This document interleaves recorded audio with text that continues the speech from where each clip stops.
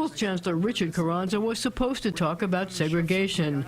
Instead, he got schooled, taken to task for his failure to include a host of the City Council's pet projects in his new budget.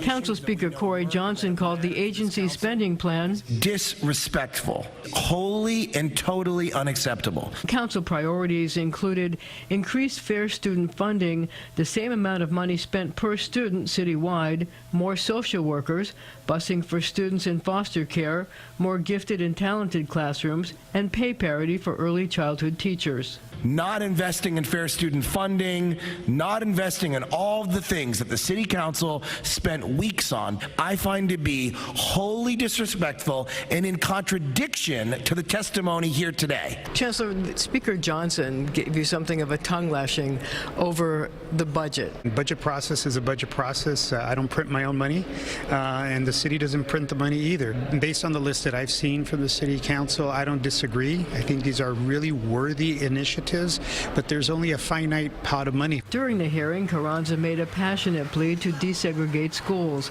starting with the elimination of the test for the 8 specialized high schools. Simply put, the single admissions test is unfair and the status quo is unacceptable.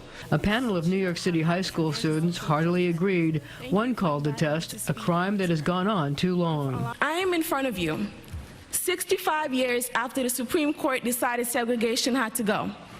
62 years after New York City approved a comprehensive integration plan that was never implemented. 5 years after New York City was called out as having the most segregated school system in America. She wants to end the test for the specialized high schools, but others say it should continue. The test is objective, it's merit-based. If it doesn't ask you what your race is, it doesn't ask you who your parents are, doesn't ask you where you're from or who you know.